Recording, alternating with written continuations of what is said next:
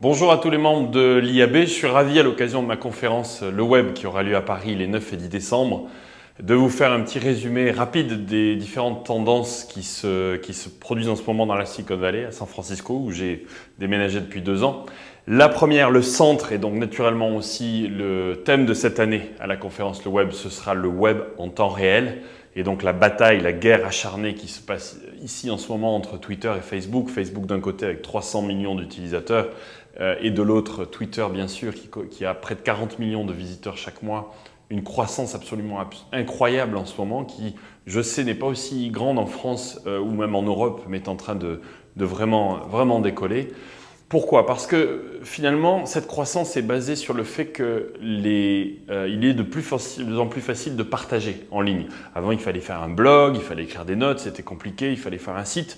Aujourd'hui, avec ce qu'on appelle le status update, la mise à jour de votre état sur Facebook ou sur Twitter, en une seule phrase, en un seul SMS, eh bien finalement, vous transmettez énormément de choses. Il y a même d'ailleurs sur Facebook en ce moment un baromètre de l'humeur des pays en fonction de ce que les gens disent sur Facebook, ce qui est absolument incroyable. Et il y a une guerre acharnée puisque Mark Zuckerberg, le fondateur de Facebook, est obsédé par Twitter, qui gagne des parts de marché permanentes. Il y a un impact très important pour les marques puisque tout le monde parle évidemment comme ça avait démarré un peu sur les blogs, mais des marques en permanence sur Twitter.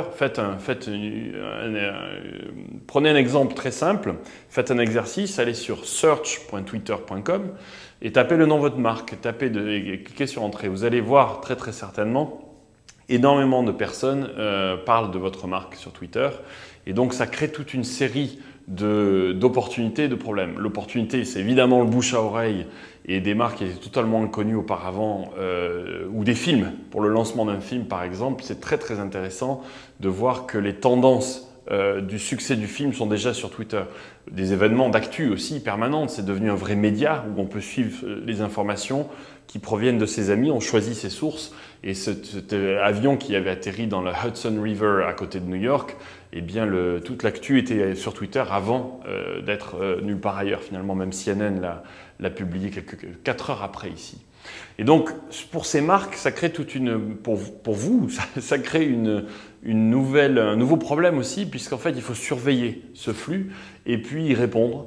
Donc, on verra d'ailleurs web à ma conférence plusieurs exemples. Bien sûr, il y a des marques françaises qui commencent à s'y mettre. Donc, il ne s'agit pas seulement de tweeter, il s'agit de lire ce que les gens disent de vous. Et d'ailleurs, Facebook va lancer bientôt son moteur de recherche public, lui aussi. À nouveau, cette guerre. D'un côté, Facebook est privé ou l'était et Twitter public. Donc vous pouvez tous aller voir ce que les gens disent finalement dessus et ce qu'ils disent de votre marque. Facebook est en train de faire la même chose avec le lancement des fan pages. Il y a les pages Facebook il y a quelques semaines maintenant et donc va pouvoir être concurrent de Twitter dans le rassemblement d'une communauté autour de ces marques. Donc il suffit de lire, il faut des ressources bien sûr, mais aussi de plus en plus de marques commencent à répondre. Certaines sont exemplaires. Ici, on parle souvent de Whole Foods ou de Dell et des airlines aussi qui le font très bien. JetBlue, Southwest Airlines, bien sûr en France, Air France, IMI ou encore Nespresso. Ce qui est intéressant, c'est de voir comment elles répondent. Elles ne font pas que recevoir et lire, mais elles répondent, y compris aux critiques. Donc vous avez des gens ici qui tweetent quand un avion est en retard ou qui font des compliments à la marque. Et il est devenu important, si ce n'est pas nécessaire totalement, d'être présent sur Twitter et sur Facebook pour répondre à ces commentaires. Donc évidemment, ça pose tout un tas de contraintes dont on discutera bien sûr. L'opportunité essentielle, c'est la création d'une communauté d'une manière qui n'a jamais été aussi facile auparavant. Donc les plus connus ici sont évidemment les célébrités. Il y a tout un phénomène autour des célébrités sur Facebook et Twitter. Twitter.com/A+, c'est Ashton Kutcher ici qui a près de 4 millions de personnes qui le suivent sur Twitter, ce qui est évidemment colossal. Mais aussi des marques qui réussissent très bien, certaines parfois à approcher 1 million de followers, donc les personnes qui vous suivent. Et là aussi une vraie opportunité. On va avoir d'ailleurs un keynote de Chris Brogan qui a un New York Times bestseller, qui a écrit un livre qui s'appelle Trust Agents, que je vous recommande sur le sujet, ainsi que Tribes de Seth Godin. Et Chris va présenter justement le bouleversement de la publicité et du marketing avec ce bouche à oreille planétaire, facile, un SMS, un mail et vous mettez à jour Facebook et Twitter. qui change tout. Pourquoi? Parce que c'est devenu tellement accessible que bien tout le monde donne son avis sur tout, sur un restaurant, surtout. Donc ça, c'est la grande tendance, évidemment. On va avoir le fondateur de Twitter qui sera présent au web les 9 et 10 décembre. On va avoir Facebook qui sera là. On va avoir Chad Hurley, le fondateur de YouTube, maintenant premier média vidéo du monde, sans aucun doute, qui va nous expliquer comment il s'adapte et comment YouTube évolue en fonction de ce phénomène.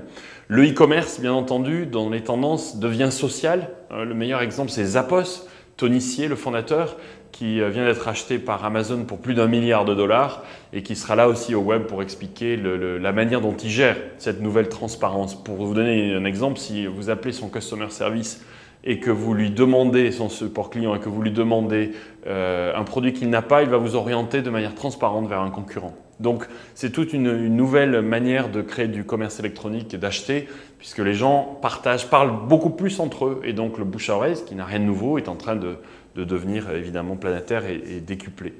Autre grande tendance dont on va évidemment parler au web, c'est toute la bataille entre l'iPhone, Android, donc le nouveau système d'exploitation de Google, versus Nokia et BlackBerry. Et donc les plateformes mobiles qui sont en train de devenir vraiment web maintenant, avec des développeurs ici qui font pour certains plusieurs millions de dollars de revenus sur l'App Store d'Apple, en étant dans leur garage chez eux.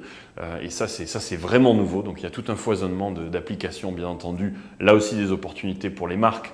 Si ce n'est de créer sa propre appli iPhone, vous avez probablement une, vous êtes en train de la faire, mais aussi d'annoncer. Le marché de la publicité sur l'iPhone est en train de vraiment décoller, comme vous le savez ou comme vous l'expérimentez déjà. Mais certaines sociétés ici, c'est déjà quelques millions de dollars de revenus entièrement basés sur l'iPhone. Une société qui s'appelle Flixster, par exemple, dans le cinéma, un petit peu comme Allociné, réalise déjà quelques millions de dollars de revenus. Les jeux, donc les social games, même chose avec tout cet impact de graphe social, social graph comme on dit ici, où tout devient viral et connecté entre amis, est une des autres grandes tendances avec la superstar, c'est Zynga, qui vient de créer un jeu qui s'appelle La Ferme. Non pas la ferme à la télé, mais la ferme là, ici sur une application iPhone et sur Facebook surtout, avec 50 millions de joueurs en quelques semaines. Et puis surtout un revenu de 200 millions de dollars alors que l'entreprise a moins de 2 ans.